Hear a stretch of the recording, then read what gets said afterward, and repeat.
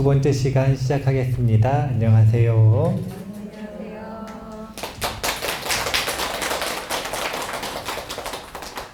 마음이 닫혀 있는 것이 행복에 유리할까요? 열려 있는 것이 행복에 유리할까요? 열려 있는 것이요. 열려 있는 것이.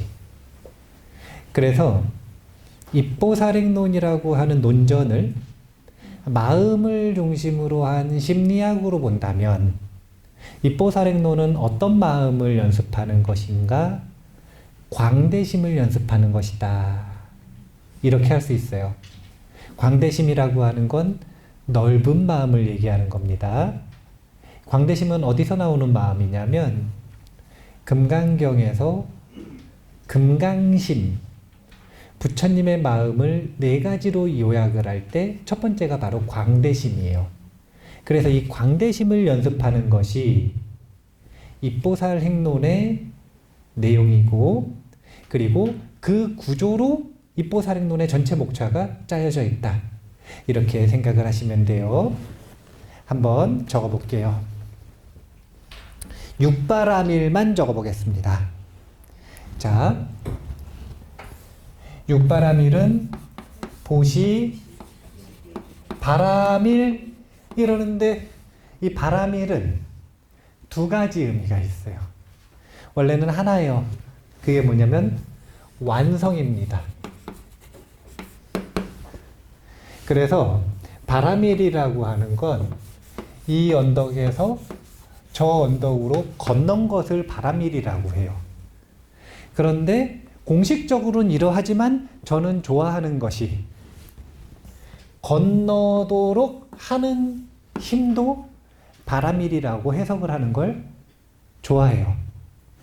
그래서 이 바라밀을 결과가 아니라 원인으로 놓고 볼 때는 사실은 마음의 습관이라. 마음의 습관. 전통적으로 불교를 필두로 한 다양한 철학에서는 덕이라고 표현을 했어요. 이걸 공덕이라고 표현을 하든 복덕이라고 표현을 하든 미덕이라고 표현을 하든 전부 다 무슨 덕이라고 표현을 했습니다. 그 덕이라는 게 뭐냐면 올바른 습관을 얘기하는 거예요. 올바른 습관. 보시 바라밀 할 때 이것을 완성으로 하면 결과잖아요. 근데 우리는 지금 연습하는 거니까 무엇을 연습하는 것인가? 보시 바라밀은 마음을 여는 작용을 한다. 이렇게 보시면 돼요. 우리가 닫힌 마음으로는 소통이 쉽지가 않아요. 보시를 한다라고 하는 건 주는 것도 보시, 받는 것도 보시거든요. 기쁘게 주는 것도 보시, 기쁘게 받는 것도 보시. 근데 주고받으려면 마음이 열려야 될까요? 닫혀야 될까요? 네. 닫힌 상태에서도 주려면 주는 과정에서 마음이 열리게 되어 있어요. 그래서 모든 종교와 수행 체계에서 마음의 자질을 바꿀 때 1번으로 요구를 하는 것이 바로 보시바라밀이에요. 수많은 분들이 보시바라밀을 쌓아서 복을 쌓기 위해서 하는 거라고 생각을 하는데 그게 아니라 수행자의 입장에서는 이 보시바라밀은 그것이 낳는 복이 어떻고 그것이 만드는 결과가 어떻고 그것이 어떤 축복을 주고 이런 것들보다 최우선적으로 주어지는 과제가 뭐냐면 마음이 열린다는 것. 그래서 사실은 보시의 공덕은 즉각적이죠. 보시바라밀을 실천할 때 즉각적으로 마음이 열리니까. 문제는 이 마음이 금방 닫혀버린다는 거예요. 왜냐하면 우리가 지금까지 그렇게 연습을 했어. 태어날 때는 마음이 활짝 열려서 태어납니다. 그래서 어떻게 하냐면은 갓난아기들, 어른들 누구든 안기잖아요. 자기 온몸을 줘서 안기잖아요. 그래서 누가 치유를 받냐면 어른들이 치유를 받아요. 아니 세상에 어떻게 이런 존재가. 어떻게 이렇게 자신감 있게 자신을 열고. 그런데 원래 우리는 다 그렇게 태어났는데 왜 마음이 닫혔냐면 그렇게 마음을 열고 다른 사람들과 소통하는 과정에서 상처받았다고 생각하는 거예요. 마음은 상처를 입지 않아요. 하지만 상처받았다는 착각은 축적됩니다. 그리고 그 경험치로 인해서 마음을 여는 것은 고통의 원인이 된다라고 하는 고정관념, 편견이 생기는 거예요. 반대로 가고 있는 걸 얘기하는 겁니다. 아까 육체를 섬기는 삶, 물질을 추구하는 삶, 일반적인 삶과 보살의 삶의 정반대의 방향을 보여드리는 건데, 일반적으로는 마음을 열고 많은 사람들과 자유롭게 소통을 하는 것이 행복에 유리하다고 하나요? 아니면 마음을 닫고 보호하면서 살아가는 것이 유리하다고 하나요? 닫고 보호하는 게 닫고 보호하다고 일반적으로 그렇게 가르치죠. 아니, 일반적이라는 건 많은 분들의 마음이 어떻느냐 이거예요.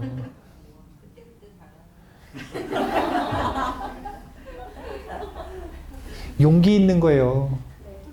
용기 없는 사람은 말은 어떻게 할지 모르지만 정답이 뭡니까 했을 때 뭘 고를지는 알 수 없지만 자기는 어떻게 하냐면 철저하게 닫고 보호하려고 합니다. 그런 선택을 해요. 이런 본능을 가지고 있어요. 귀납적으로 자기를 설득했어요, 이미. 이렇게 해야 된다고. 그리고 그것이 강력한 습관이 돼서 의도를 가지고 애를 써서 다른 선택을 하지 않으면 자기도 모르게 자동으로 그 선택을 해요. 계속 좁아지는 선택. 근데 이렇게 작아진 인색한 마음에서는 부처님께서 단 하나의 선도 자라나지 못한다. 이렇게 말씀하셨어요. 행복한 마음을 연습을 하려면 일단 열어야 돼요. 자, 근데 무작정 열기만 하라고 부처님께서 말씀하셨느냐? 샨티데바 보살은 그렇게 말씀 안 하셨어요. 불보살님과 여러 스승들은 그렇게 말씀하시지 않습니다. 방법을 주시죠. 마음을 열었을 때 그럼에도 불구하고 마음을 보호할 수 있는 방법. 그게 첫 번째가 바로 지게바라밀이에요. 지게바라밀이라고 하는 것의 개는 무엇을 받는 거냐면 많은 분들이 불살인계, 불투도계, 불사음계, 불망어계, 불음주계, 계목을 받는 게 계율이라고 생각을 하시지만 그게 아니라 이 계목을 통해서 마음의 개체를 형성하는 것을 계를 받았다 이렇게 말하는 거예요. 마음의 개체라는 게 무엇인가? 양심을 얘기하는 겁니다. 도덕적인 양심. 이 도덕적인 양심이 없으면 사람이 아니에요. 짐승이라고 표현을 합니다. 이 도덕적인 양심을 가지고 있는 존재를 사람이라 그러는 거예요. 그래서 사실은 지게바라밀은 마음에서 개체, 양심을 형성함으로써 무엇을 하는 거냐면 마음을 열었는데 막 들어와요, 지금. 아무거나 막 들어와요. 거기에 필터를 만들었다. 이렇게 생각을 하면 돼요. 마음을 열었어요. 근데 도박을 하재요. 마음을 열었더니 도박을 하재. 어떻게 마음을 열었으니까 그래 가자 그래가지고 해야 돼요? 아니잖아요. 그러니까 기준과 필터링이 되는 그 무엇인가가 있어야 될 거 아니에요. 그게 바로 지게바라밀이에요. 그래서 제가불자는 좀 엉성한 그물을 만들어 놓은 거고 출가자는 258개를 해서 아주 세밀한 필터를 만들었어요. 이렇게. 그래서 익히는데 시간이 다른 거예요. 제가불자 5개라고 하는 것을 기억하고 삶에서 실천하는데 완성하는 데는 오래 걸릴 수 있지만 배우고 그냥 익히는 데는 시간이 오래 걸려요? 아니면 금방 해요? 금방 하지. 한번 봐보시라니까요. 꼭 살인하셔야겠어요? 이미 그럼 지키는 거고요. 나는 좋은 게 있으면 나도 모르게 손이 간다. 나는 도둑질은 도저히 못 끊겠다. 그런 분들 아니면 투독에도 이미 지키는 거고. 나는 진짜 꼭 임자 있는 여자와 남자만 욕심이 난다. 이게 사음계잖아요. 그 다음 망어계라는 건 나는 입만 열면 거짓말이다. 나도 통제가 안 되는 아주 그 거짓말, 뻥튀기 장수.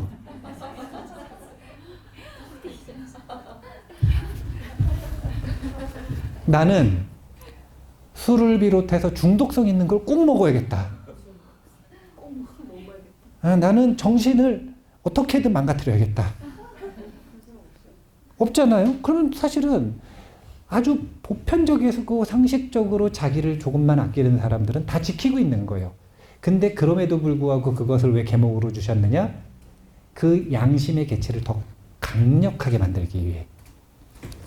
이 필터가 제가 볼 자들은 쉽잖아요.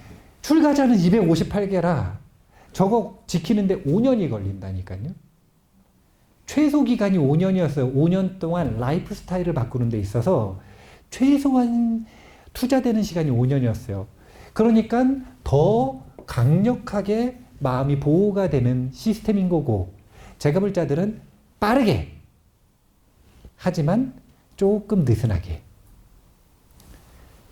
그래서 마음의 필터를 해서 마음을 최소한으로 보호하는 것이 바로 지게바라밀이다. 여러 때 걸르는 거죠. 지게바라밀의 존재 이유, 효능 아시겠어요? 네. 예. 그러면 그 다음엔 인욕은 왜 있을까요? 어떻게 있는 거냐면요. 여기다 필터를 했어요.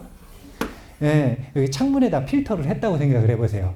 그럼 저 바깥에 있는 오염된 공기가 그래도 들어와요? 아니면 아예 안 들어와요? 그래도 들어오죠? 필터를 했음에도 불구하고 마음에 불청객이 들어왔어. 필터를 했는데 그래도 마음에 불청객이 들어왔어요. 그럼 이건 어떻게 해야 돼요? 들어오지 말라고 해야 돼요? 그거는 바보 같은 생각이라니까요. 남을 조종하려고 들면 안 돼요. 세상을 바꾸려고 하면 안 돼요. 안 돼요, 그렇게는.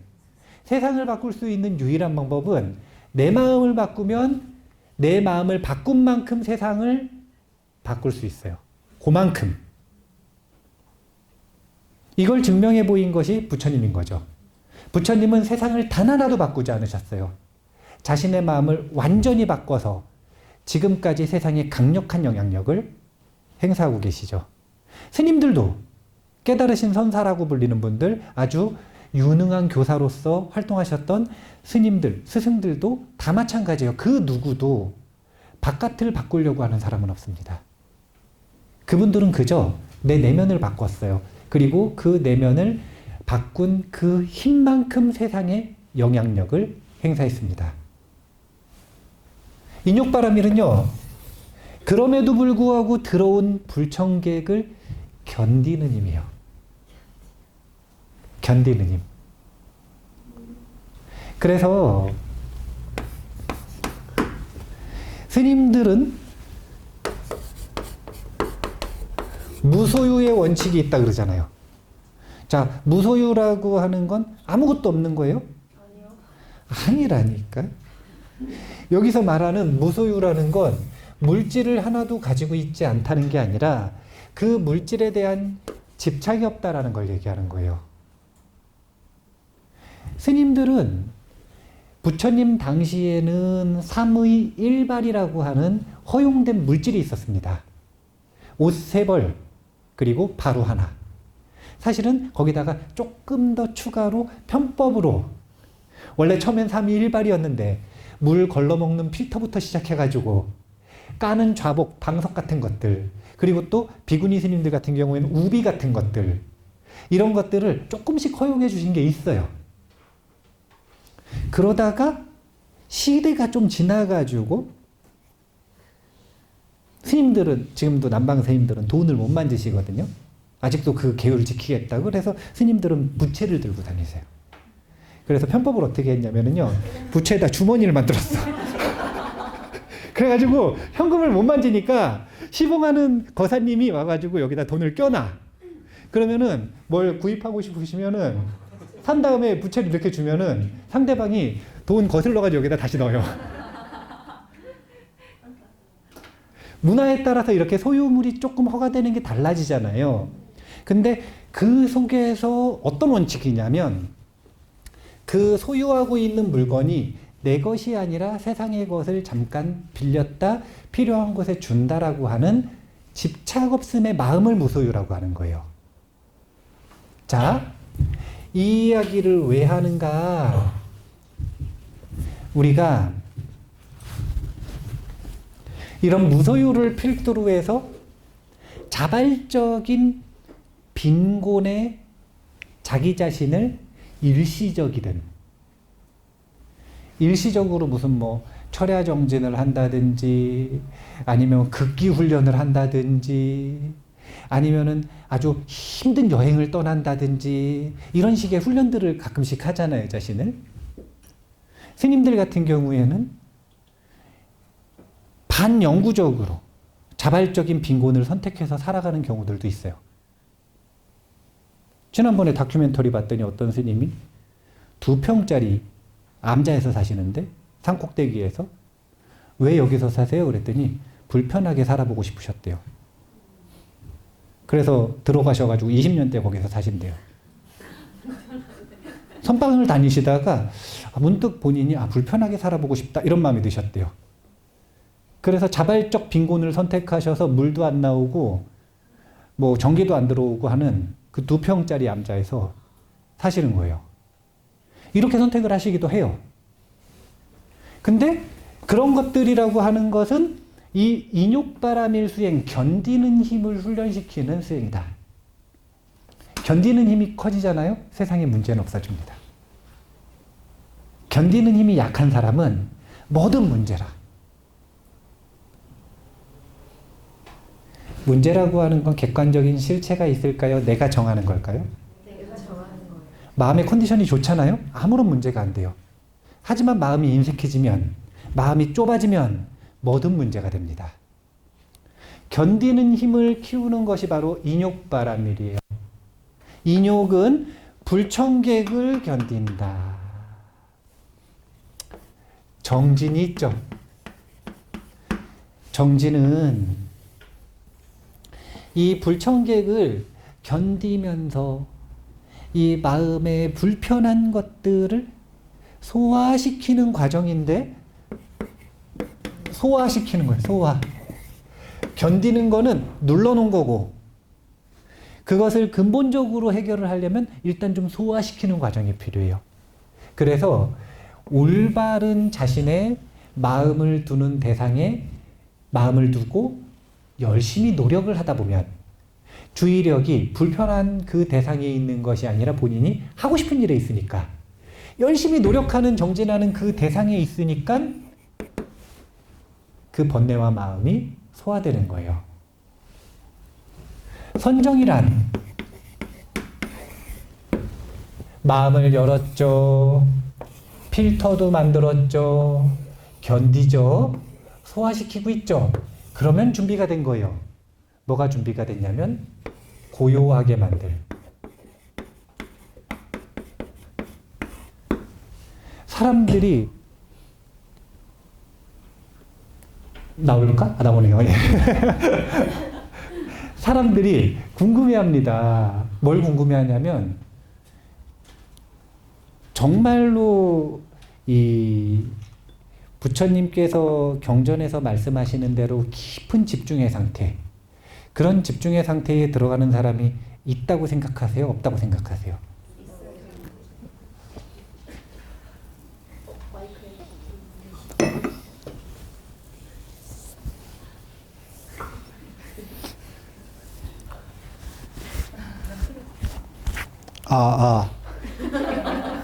괜찮나요? 방수네요. 방수예요. 정말로 삼매에 들어가시는 분들이 있어요. 그리고 그분들 뭐라고 얘기하시냐면 한결같이 얘기하십니다. 집중 너무 쉽대요. 집중 너무 쉽대요. 그냥 앉아서 눈 감으면 집중되는 거 아니야.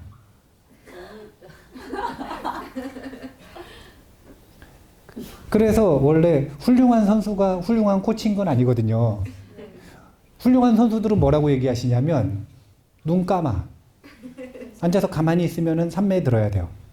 안 된다고 왜? 왜 안 되지? 이렇게 얘기하거든요. 이게 왜 안 될까? 준비가 됐다는 거예요. 고요해질 준비가. 이 원리는 모든 곳에 똑같이 적용이 됩니다. 어디에도 적용이 되냐면요. 이제 자녀분들 다 크셨죠? 그럼 손자, 손녀 있으시죠? 공부 잘하나요? 뭐 잘할 수도 있고 못할 수도 있고요. 그러면 왜 집중을 못하는지, 집중 못하는 학생들을 보면 이해가 되세요, 안 되세요?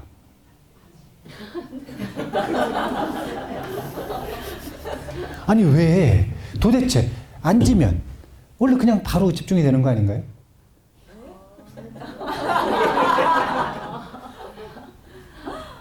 앉으면 곧바로 집중해서 본인이 해야 될 걸 최소 시간을 들여서 최대의 효율을 뽑아내는 것. 이거 당연한 거 아닌가요? 안 되는 이유는 집중에 재능이 없기 때문이 아니라 똑같은 거예요. 준비가 안 됐기 때문이다. 준비가 되면 누구나 집중합니다. 누구나. 우리는 전부 재능이 있어요. 어떻게 할 수 있냐면 어릴 적 놀이터에서 놀던 모습을 보면 다 할 수 있어요. 다른 모든 것들이 전부 해결되고 방해물이 없고 준비가 된 상태에서 놀이터에서 몰입하던 그 모습을 보면 알 수 있어요. 놀이터 가면은 진짜 집중력이 엄청 좋잖아요. 저는 해 뜨면 나가서 해 질 때까지 놀았는데 모든 놀이에 대해서 준비가 되면 고요해지는 겁니다. 사실은 고요할 준비가 됐다 이 말도 안 맞는 말이에요. 원래는 어떻게 되는 거냐면 준비가 되면 고요할 준비가 된 게 아니라 고요해집니다. 그 고요함을 더욱 강력하게 만들어주는 가르침이 선정바람일에 있고요. 그리고 이렇게 고요해진 마음으로 있는 그대로, 이걸 여실이라고 합니다. 여실인가? 여실이라고 합니다. 그래서 이 여실지, 있는 그대로를 꿰뚫어서 본질을 보는 마음의 준비가 된 것을 반야바라밀이라고 표현을 하는 거예요. 이런 구조로 육바라밀이 되어 있어요. 근데 그 시작은 마음을 여는 보시에서 시작하고, 그리고 그 마지막에는 회양이 있죠. 회양도 보시바라밀이에요. 이 전체 구조를 조망할 줄 아셔야 돼요. 그런 구조를 조망한다라고 하는 전제에서 제1장 보리심의 이익에 대한 이야기를 해보겠습니다. 1장은요. 시작할 때 이 문장으로 시작을 합니다. 법신인 부처님과 다르마, 그리고 법신의 불자로서 예경받아 마땅하신 모든 분들께 예경드리나이다. 모든 불자의 유리에 들어가는 수행법에 대해 전승된 경전에 근거하여 간명하게 말하고자 하나이다. 우리는 살잖아요. 근데 그 사는 경험을 그냥 사나요? 아니면 그 사는 경험이 곧 나의 수행이 되도록 사나요?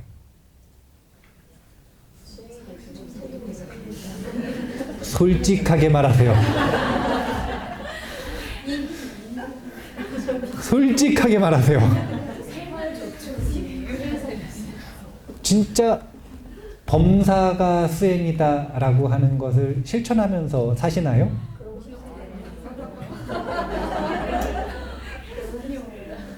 원래 알면 알수록 어려운 게 불교라. 처음 공부할 때는 범사가 수행이라고 하면 그 말이 그렇게 멋있을 수가 없어요. 그래서 범사가 수행이라고 당당하게 말하고 다닌단 말이에요. 근데 알면 알수록 나는 범사가 수행을 하는 게 아니구나라는 걸 점점 자각하게 되죠. 자각하면 다행이고요. 못하면 그냥 계속 그러고 사는 거예요. 본인은 따로 시간 내서 수행 안 해도 내 온 삶을 바쳐서 수행하고 있다고 착각하면서. 범사를 수행으로 만드는 방법이 있어요. 우리가 불교라고 하는 것이 종교성도 가지고 있거든요. 우리 지금 이 공간은 붓다스쿨 공부하는 곳이잖아요. 또 수행하는 곳이에요. 종교성을 좀 배제하기 위해 부처님도 안 모셨어요. 제 일부러 이번에는 부처님도 안 모셨어요. 그런데 불교에는 종교성이 있어요. 그리고 그 종교성을 대표하는 형식은 의식입니다. 의식. 그런데 그 의식들이 단순한 형식인가? 그렇지 않아요. 가이드입니다. 가이드. 어떤 가이드냐면 마음을 이런 순서로 내야 한다라고 하는 것을 형식화 시켜 놓은 것이 바로 의식이에요. 그리고 의식문입니다. 자, 이 이야기를 왜 해드리냐면 범사를 수행으로 만드는 의식이 있어요. 이걸 습관화하시면 그러면 범사를 수행으로 만드는 시작을 할 수 있어요. 아주 쉬워요. 설거지를 한다고 생각해 볼게요. 자, 설거지를 하실 때 이렇게 안 써요? 아니요, 지금 이거 아니에요? 아니요. 아니요, 지금 맞습니다. 예. 문법에 맞춤법에 민감합니다. 예, 맞춤법에. 그러면은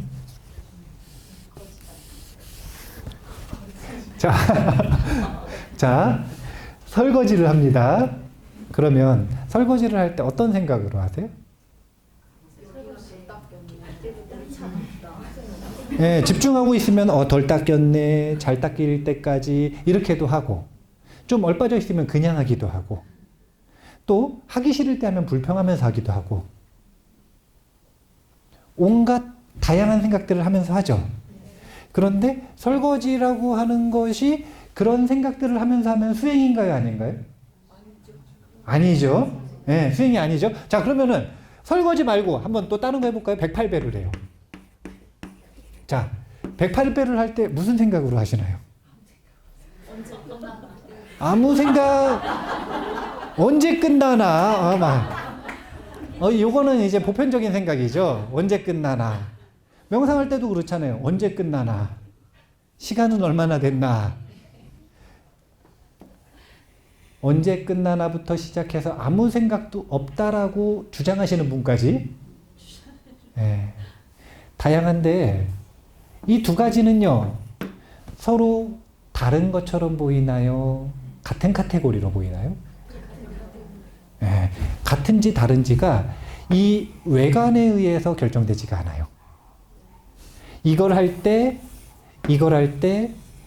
어떤 마음으로 하고 있느냐에 따라서 이것은 수행이 되기도 하고 일이 되기도 합니다. 108배도 일이 되기도 하고요. 설거지도 수행이 되기도 해요.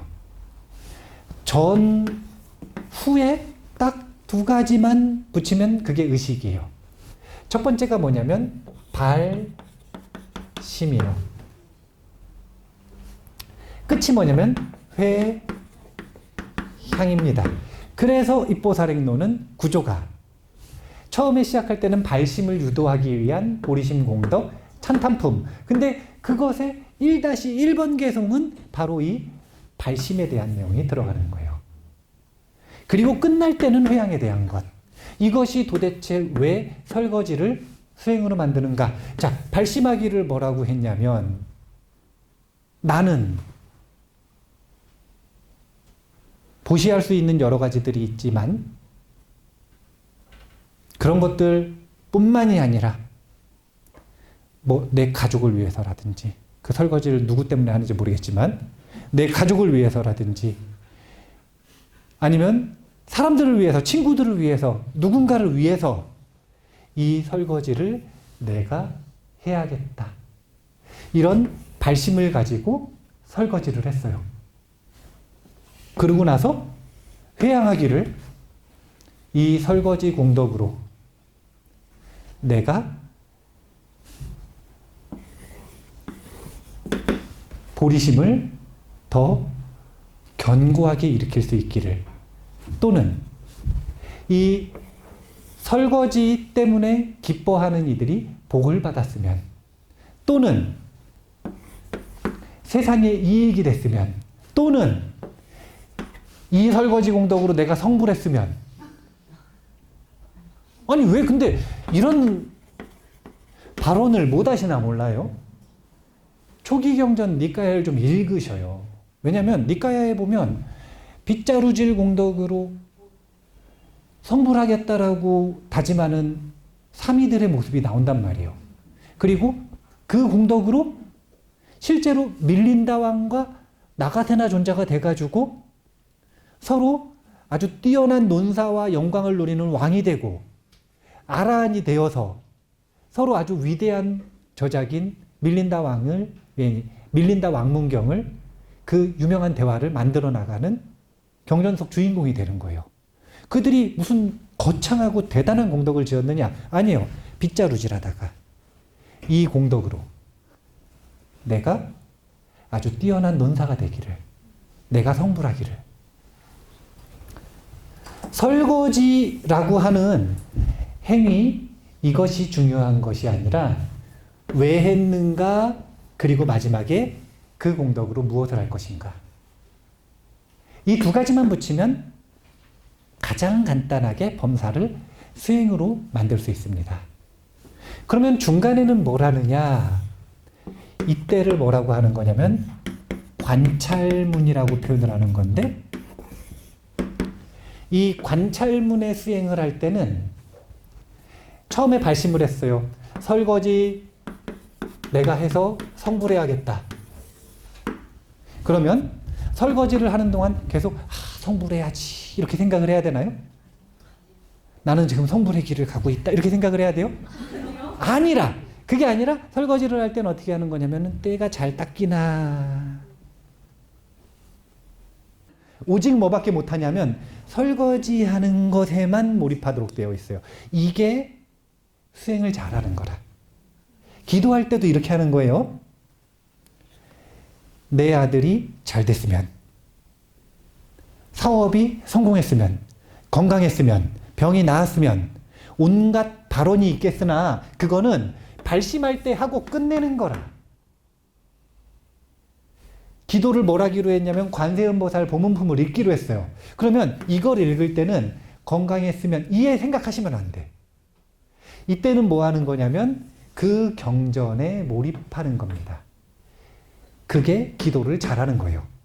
이런 형식을 배우셔야 돼. 자, 서두에 이 이야기를 왜 했냐면 샨티데바 보살이 이 5년문의 의식을 그대로 따르고 있기 때문에 5년문을 알려드리려고 지금 이 내용을 알려드린 거예요. 먼저 예배하고 찬탄합니다. 법신님, 부처님과 다르마, 그리고 법신의 불자로서 예경받아 마땅하신 모든 분들께 예경드리나이다. 그리고 나서 발언, 작언을 하죠. 모든 불자의 유리에 들어가는 수행법에 대해 전승된 경전에 근거하여 간명하게 말하고자 하나이다. 항상 불자들은, 이제 불자도 유형이 조금 성격 유형이 나뉘죠. MBTI처럼 불자 유형도 좀 나눠보면 재밌을 것 같아요. 종교성이 강한지 약한지, 철학성이 강한지 약한지, 수행자의 성향이 강한지 약한지, 그리고 봉사자로서의 성향이 강한지 약한지에 따라 16가지 불교 MBTI를 한번 나눠봐야겠는데? 근데 종교성이 약한 분들은 이 의식을 너무 간과하는 경향이 있어요. 그래서 제가 알려드리는 거예요. 이거는 종교를 위한 것이 아니라 가이드다. 마음을 이대로 이 순서대로 일으키시면 된다라고 하는 가이드라고 생각하시면 돼요. 블루투스의 한계인 것 같아요, 이거는. 네.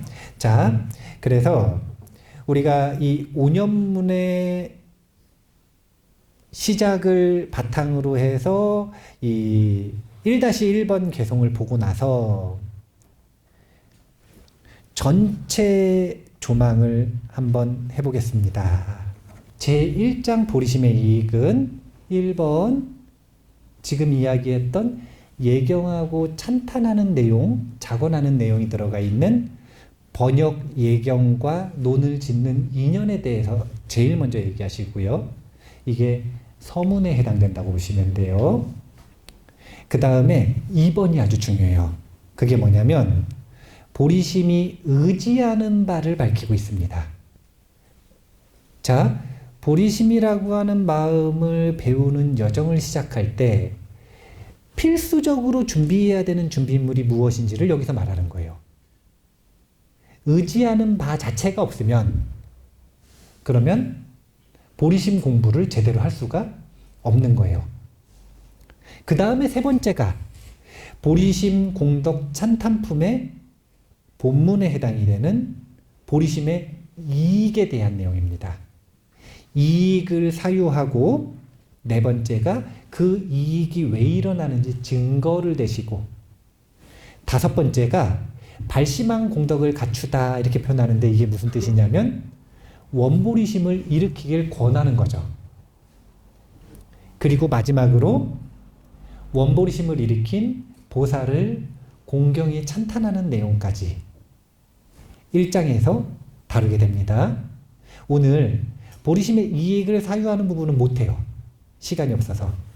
뭐 할 거냐면 보리심이 의지하는 바를 살피는 걸 해보겠습니다.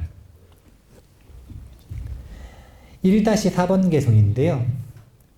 너무나 얻기 어려운 가만의 몸을 얻었으니 고귀한 인생을 의미 있게 할 수 있는데도 지금 이것을 이용하여 인간의 몸 받은 이익을 이루지 못한다면 어떻게 다시 이런 기회를 얻을 수 있으리까?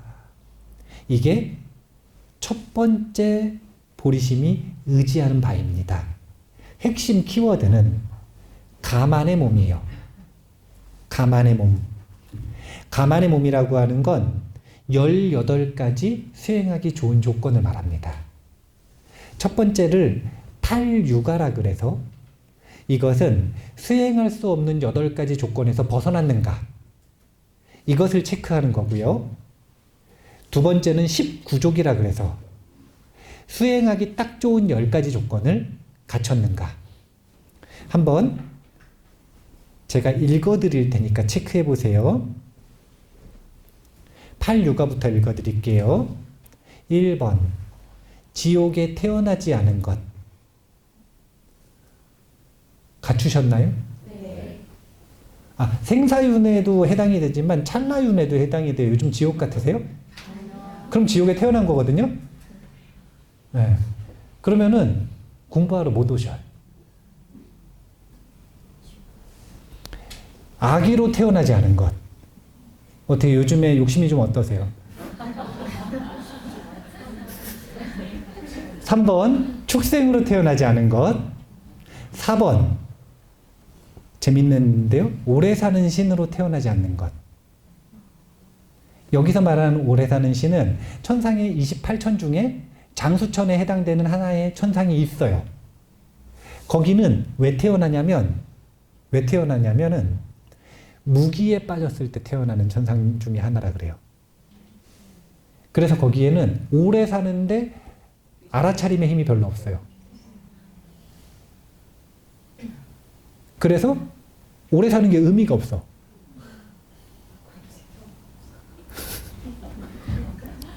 또 다섯 번째, 부처님 가르침을 모르는 땅에 태어나지 않는 것. 한국 땅에는 그래도 불교가 있죠. 여섯 번째, 부처님 존재를 모르는 시대에 태어나지 않는 것. 그래도 석가모니 부처님이라고 하는 명호가 있죠. 일곱 번째, 감각기관을 움직이는데 장애가 없는 것. 신체적인 장애를 가지고 태어나지 않은 것. 여덟 번째, 그릇된 견해를 품지 않는 것. 자, 이 8가지 중에 본인은 갖추지 못한 것이 있다 하는 것이 있으신가요? 그러면 수행할 수 없는 장애는 벗어나신 겁니다. 아, 좋습니다. 자, 그 다음에 수행하기 딱 좋은 조건 10가지 한번 보겠습니다. 1번, 인간으로 태어나는 것. 인간이신가요? 선악 반반은 돼야 되는데, 선악 반반은 돼야 되는데. 2번, 불법이 존재하는 땅에 태어나는 것. 3번, 가르침을 이해하는 능력이 있는 것. 문해력의 문제거든요, 이거는. 그래도 지금 말하는 말 알아들으시죠? 4번, 오역죄를 범하지 않은 것. 오역죄를 범하지 않은 것. 5번, 신심을 갖추어서 태어난 것. 여기서 말하는 신심을 갖추어 태어난다라고 하는 건 아예 신심의 종자 자체가 부족한 사람들이 있어요. 아예 자신뿐만이 아니라 다른 대상 자체를 수용 못하고 믿지 못하는 그런 종자가 있어요. 신심을 갖추어 태어나는 것. 6번, 석가모니 부처님께서 존재하는 곳에 태어나는 것. 일단 이거는 못 갖추고 태어났다고 볼 수도 있겠네요, 물리적으로. 네. 그 다음에 7번, 정법이 설해지고 있는 곳에 태어나는 것. 정법을 꼭 부처님 직설이라고 한다면 못 갖췄을 수도 있고, 그 직설에 어긋나지 않는 가르침이 설해지고 있는 곳에 태어났다라고 확장한다면 갖춘 것일 수도 있고요. 8번, 그 가르침이 현재까지 전해지고 있는 곳에 태어나는 것. 9번, 그 가르침을 받을 수 있는 인연이 있는 것. 10번, 주변의 도움을 받을 수 있는 곳에 태어나는 것. 우리가 엄밀하게 정교하게 따졌을 때 16가지를 갖춘 것 같고요. 조금 더 확장해서 의미를 부여해가지고 해석을 하면 17가지 또는 18가지를 다 갖췄다고 할 수도 있을 것 같아요. 이 18가지가 가만의 몸입니다. 이 가만의 몸을 갖췄다라고 하는 것이 얼마나 귀한 기회인지를 다시 인식을 시켜주시는 게 지금 서두에서 일어나는 과정이라고 보시면 돼요. 보리심은 뭐와 같은 건가? 여기를 지우는 것 같은 거예요. 여기를 지우려면 이것을 지우기 위해 의지해야 될 게 있잖아요. 첫 번째는 뭘 의지해야 되나요?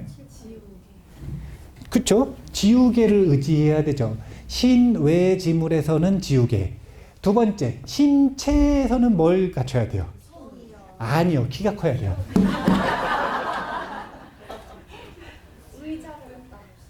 그러니까 여기에 손이 닿는 것, 이것을 가만의 몸이라 그러는 거라. 가만의 몸이라 그러는 거예요. 그 다음에 지우개라고 하는 이것을 지울 수 있는 힘을 가지고 있는 것에 도움을 받는 것을 두 번째인 이제 내연과 외연으로 구분을 해서 지금 보리심을 이야기를 하고 있는 거예요. 보리심이 두 가지의 의지를 하는데요. 첫 번째는 내연이고 두 번째는 외연입니다. 내연이라고 하는 건 다른 게 아니라 가만의 몸이라. 가만의 몸 18가지 조건. 이걸 모두 갖춰야만 보리심을 일으킬 수 있다는 건 아니고요. 보리심을 일으키고 지속적으로 공부해 나가기 위해 좋은 조건들이 이 18가지다. 한마디로 요약했을 때 인간 몸을 받는 것이 중요하다. 이렇게 이야기를 하시는 거고요. 외연을 표현을 하는 것이 바로 이 구절입니다. 캄캄하게 어두운 밤이라도 천둥이 치면 번갯빛이 잠시 대지를 밝히는 것처럼 부처님의 위신력으로 중생들의 마음속에 선한 생각이 잠시 일어나나이다. 밤에 깜깜해요. 칠흑같이 어두운 밤. 초승달이 떴는데 서울에는 매연도 많아요. 별빛도 안 보여. 달빛도 안 보이고. 그런데 아무것도 안 보이는데 번개가 한순간에 쾅 쳤어요. 그러면 번쩍 하잖아요. 번쩍 잠깐 보이죠? 중생의 마음은 이렇다는 거예요. 평소에 시꺼먼 무명 속에 빠져 있는 겁니다. 시꺼먼.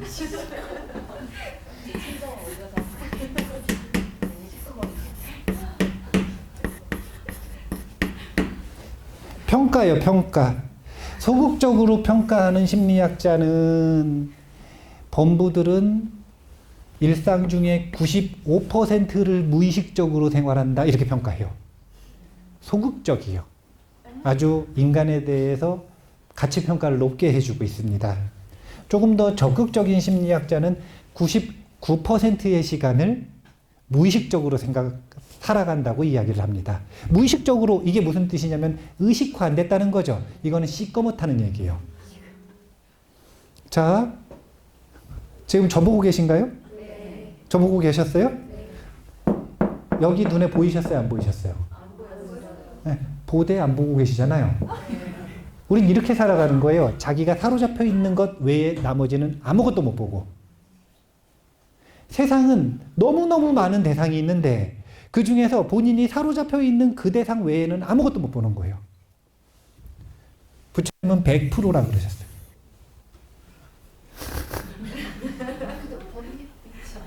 그래서 번갯빛이 반짝하는 그때만 잠깐 세상이 보이는 거예요. 그래서 이런 걸 뭐라 그러는 거냐면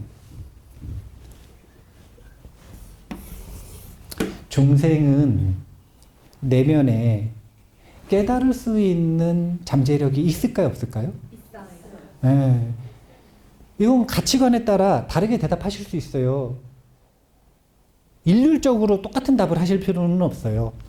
그런데 불교 불성론의 관점에서는 중생이 성불할 수 있는 이유는 새로운 걸 배우는 게 아니라 있는 성불을 회복하는 것이기 때문에 그래요. 그런데 성불은 태양과 같은 것이요. 그러면은 왜 우리는 밑에가 깜깜한가? 먹구름이 이렇게 꼈어요.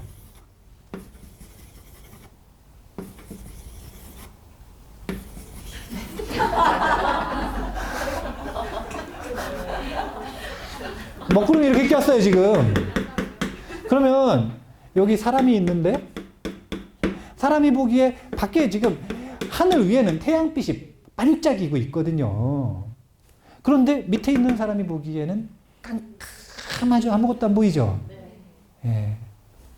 그러면 태양이 사라진 건가요? 아니면 내가 태양을 못 보는 건가요? 이런 관점을 가지고 있는 게 불교의 인간에 대한 본성을 논하는 관점이에요. 이걸 불성론이라고 하는 거예요.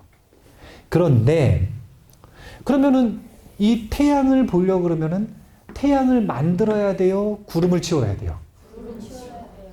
그래서 또 불교의 수행론은 태양을 만드는 과정인 플러스가 아니라 그냥 이 사로잡혀 있는 번뇌를 치우는 마이너스에 해당이 되는 거예요. 그냥 새로운 걸 배울 것은 단 하나도 없다. 오직 이것을 치우기만 하면 된다. 그런데 여기서 문제는 태양을 이미 가지고 있음에도 불구하고 깜깜하게 어두워. 지금 어두워. 여기 지금 먹구름이 1층, 2층, 3층, 4층, 한 10층까지 이렇게 지금 10겹이 쳐 있어요. 그러면 자체적으로 이것이 사라져서 태양이 보일 가능성은 거의 없단 말이에요. 계속 지금 두꺼워지고 있어요. 살면 살수록 더 두꺼워져. 습관화 돼가지고. 뇌의 가소성으로 인해서 점점 더 두꺼워져, 지금 여기. 점점 두꺼워지는 방향으로 살고 있어요, 지금. 그러면 이것을 치우고 태양빛을 잠깐이라도 보는 것은 번개가 번쩍해가지고 잠깐 눈이 밝아지는 그 순간 태양빛을 본 게 아니라 그냥 밝아졌는데도 그래도 경험적으로는 밝아질 수도 있구나 라고 하는 걸 요만큼이라도 인식할 거 아닙니까? 현대 철학에는 이런 개념이 있어요. 그게 뭐냐면은 재밌는 개념인데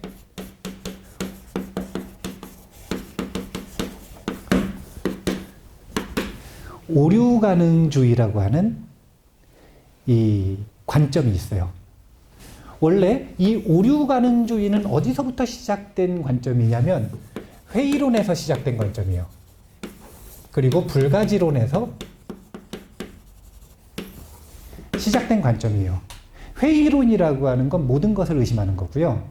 불가지론이라고 하는 건 우리가 진정으로 알 수 있는 것은 없다라는 가르침이에요. 그런데 태도는 좋아 보이지만 이 철학자들이 보통 이걸 어떻게 써먹었냐면 아무것도 결론 내리지 않는 소극적인 태도. 그래서 불가지론과 회의론의 대표 주자가 육사외도 중에 이 사리불존자하고 목건연존자 스승 산자여였나? 근데 그 당시에 뭐라고 평가를 했냐면은 미꾸라지 같은 놈이라 그랬거든요. 무슨 질문을 해도 미꾸라지처럼 알 수 있는 것은 없다라고 하는 대답으로 다 빠져나가는 거예요. 그러니까 사실은 힘이 없는 철학이죠. 근데 이것이 현대 철학으로 넘어오면서 오류 가능주의라고 하는 입장, 관점, 태도를 형성했습니다. 근데 이것은 긍정적으로 활용할 때는 어떻게 활용이 되는 거냐면 내가 자력으로 진실을 찾을 수 있는 가능성은 거의 없다라고 하는 관점을 만드는 거예요. 내가 내 사유로서, 내 능력으로서 내가 진실을 찾아가는 그 모든 과정에는 오류가 가능하다. 그래서 그 다음 스텝이 뭐였냐면 스승과 멘토를 엄청나게 중요시 여기는 태도. 오직 타력에 의지해서 이 먹구름이 잠깐이라도 치워지는 트리거 역할을 할 때, 그때 태양빛을 한 번이라도 경험하고 한 번이라도 경험해야 길이 열린다는 거예요. 여기서 내연은 가만의 몸이었고요. 외연 같은 경우에는 다른 것이 아니라 불보살과 스승의 역할인 거예요. 샨티데바 보살이 1-1번부터 4번, 5번까지의 개송에서 분명하게 선언을 하시는 겁니다. 뭐라고 선언을 하셨냐면 우리가 내면의 불성을 가지고 있지만 이것을 회복하는 과정에서 귀의 대상과 스승은 반드시 필요하다는 거예요? 필요하지 않다는 거예요? 필요하다는 거예요. 첫 번째. 두 번째. 그런데 그 스승이 반드시 사람이어야 돼요? 아니면 가르침일 수도 있어요? 네, 가르침일 수도 있죠. 나와 선연이 맞는 이들에게 이 논전을 제공하겠다 이 뜻이에요. 나와 선연이 맞는 이들에게는 이 입보살행론이라고 하는 논전이 바로 그 스승이 될 것이다. 왜냐하면 입보살행론에는 보리심을 처음 일으키는 순간부터 완성하는 순간까지의 모든 가이드가 상세하게 적혀 있거든요. 달라이라마 존자는 보리심에 관한 모든 3장의 전적 중에 이 입보살행론이 가장 상세하고 광대하게 보리심을 논하고 있다라고 평가하셨어요. 이 입보살행론이 길잡이가 되어줄 것이다. 지금 이렇게 말하는 것이 서두의 아주 중요한 내용입니다. 그런데 그 중에서 이게 원래 중요한 내용인데 제가 꼽는 중요한 내용은 뭐냐면 다른 게 아니라 우리가 가지고 있는 이 인간 몸이라고 하는 조건이 있잖아요. 이게 보리심의 의지처라는 걸 잊지 마시라는 것. 불자들은 명상을 시작할 때 마음의 일을 직접 훈련하는 사띠 명상, 주의력을 다루는 명상 말고 그거보다 훨씬 더 자주 오랫동안 해야 되는 명상이 사유 명상이에요. 사유 명상. 우리나라 불교에서 조금 간과되는 부분이에요. 티베트 불교, 인도 불교에서 너무너무 중요시 여기는 부분이에요. 사유 명상 주제가 있습니다. 대표 주제 4가지가 있어요. 이거는 처음 수행할 때부터 수행의 완성에 이를 때까지 계속 사유하는 거예요. 4가지. 이 4가지는 뭐냐면 마음의 자질 자체를 좋게 만들어주는 수행법입니다. 자, 첫 번째가 받아 적어 보세요. 인간 삶에 희유하고 소중한 여가와 기회. 인간 삶에 희유하고 소중한 여가와 기회. 두 번째는 죽음과 무상. 세 번째는 윤회계의 불만족스러운 본질. 네 번째는 까르마의 법칙. 첫 번째만 제가 3번 읽었거든요. 왜 3번 읽었을까요? 비교해서요. 아니요, 이번 주 저희 숙제라.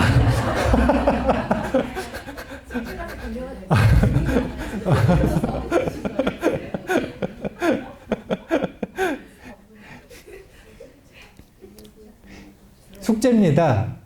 글쓰기 숙제인데요.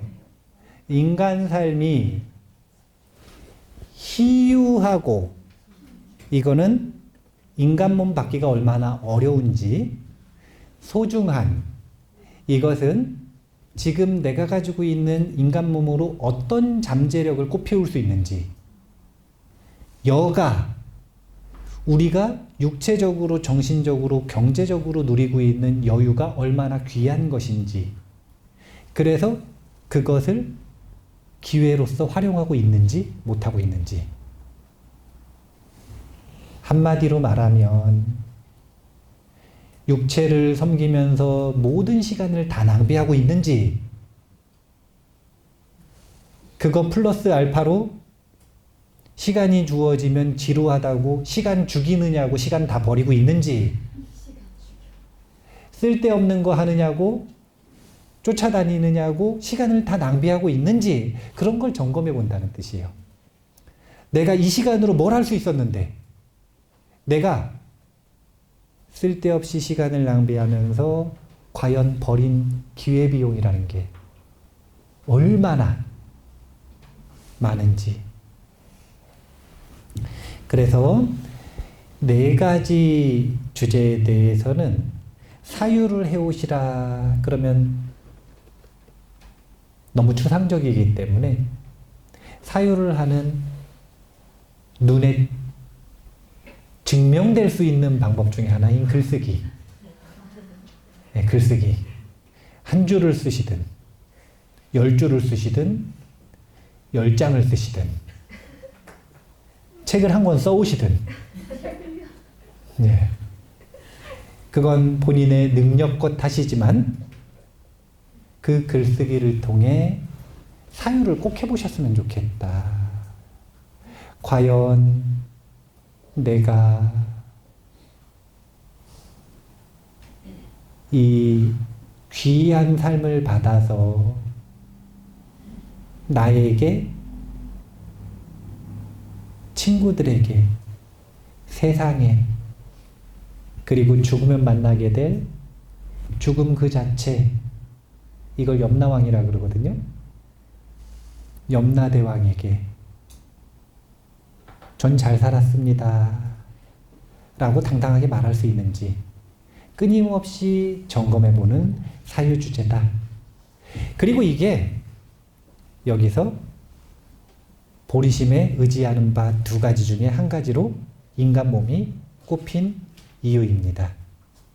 인간 몸이 있기 때문에 보리심을 이룰 수 있고, 인간 몸을 가지고 있는 이유는 보리심을 배우고 훈련하기 위한 것이다 라고 하는, 이것을 잘 기억하셨으면 좋겠습니다. 자, 시간이 다 됐어요. 오늘 입보살행론 제1장 서두의 앞부분 10%를 했거든요. 다음 시간에 이제 본격적으로 보리심의 이익이 얼마나 위대한지에 대해서 한번 개성을 중심으로 해서 공부를 해보면 좋겠습니다.